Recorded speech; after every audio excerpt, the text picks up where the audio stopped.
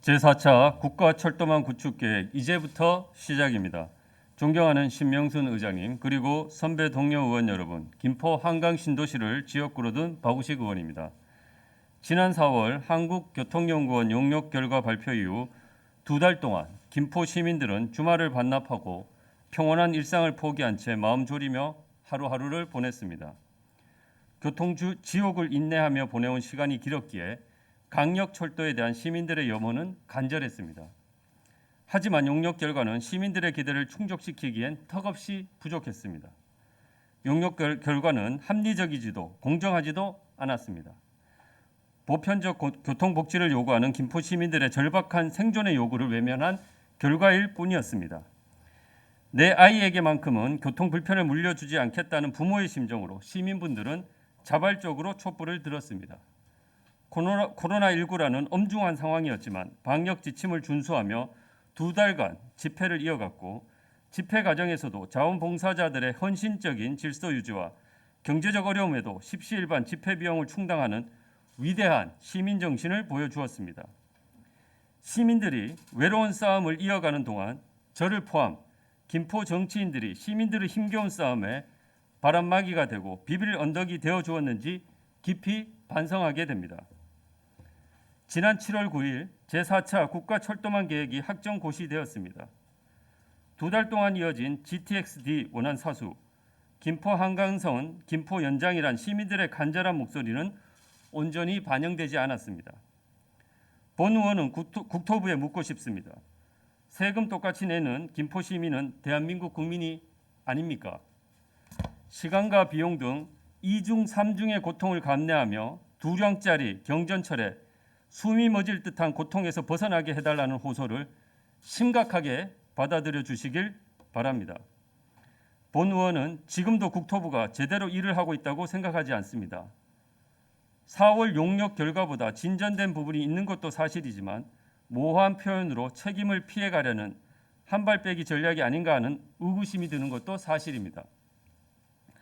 4월 용역 결과와 달라진 점은 서부권 강력급행철도는 GTX-B 사업자와 협의를 거쳐 GTX-B 노선을 공용하여 용산역 등 서울로 직결 운행을 추진한다는 내용이었습니다.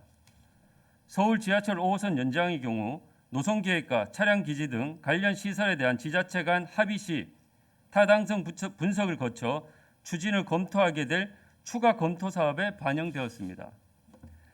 서울 지하철 5호선의 경우 지자체가 민감한 현안이 많은데 당사자들끼리 먼저 합의를 보라고 하는 것은 국토부 김포 교통 문제 해결에 대한 진정성에 물음표를 가지게 합니다.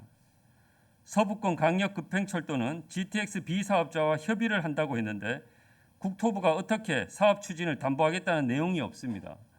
국토부가 GTX-B 사업자와 협의를 책임지겠다는 확답이 필요합니다. 또한 GTX-D 사업은 계속 추진되어야 합니다. 김포가 GTX-D 김포 하남을 요구한 것은 경기 동서축의 균형 발전과 미래 교통 수요에 대한 선제적 대응 측면에서 접근해야 될 국가 사업이라고 판단했기 때문입니다. 국토부는 서울시가 추진하고 있는 남부 강력 급행철도와 연계 방안 강구 등 GTX의 경기 남북 및 동서축 완성을 위해 노력해야 할 것입니다. 본 의원은 지금부터가 중요하다고 생각합니다. 김포시의 3가지 사항에 대한 준비를 서둘러 주실 것을 제안합니다. 첫째, 2달 동안 이어진 GTX-D 원안 사수와 김포 한강선 김포 연장을 위한 투쟁의 역사는 기록으로 남겨야 합니다. 2달 동안의 기나긴 폭풍은 지나갔지만 지금의 고요함은 김포의 새로운 변화의 시작을 알리는 신호와도 같습니다. 시민들의 자발적 참여와 헌신 속에 이루어진 지난 2달의 투쟁의 과정은 김포시 역사의 중요한 이정표가 되리라 생각합니다. 김포시는 관련 기록들을 수집하여 기록물로 남겨주십시오.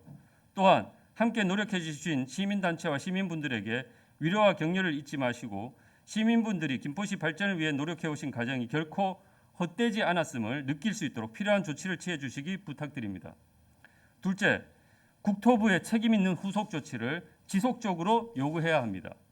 국토부는 GTX-B 민간 사업자 협의 과정과 지하철 5호선 지자체 합의에 적극적으로 개입하여 중재자 역할을 해야 합니다.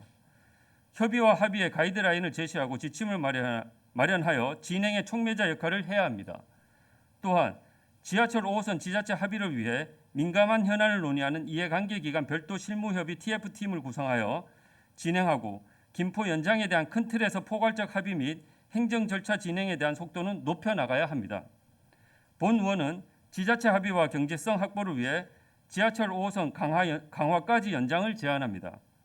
김포 한강 신도시까지 지화화하고 이후 지역은 지상화하면 추가되는 사업비는 많지 않을 것입니다.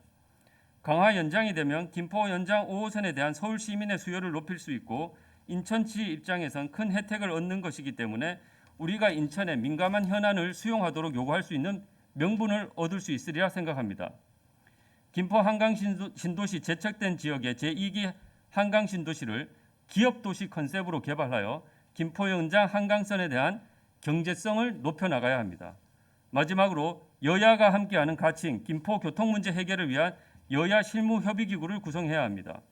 강력철도 추진 과정에서 여야가 힘을 합쳐 유기적으로 협력하는 모습을 제대로 보여주지 못했다고 생각합니다.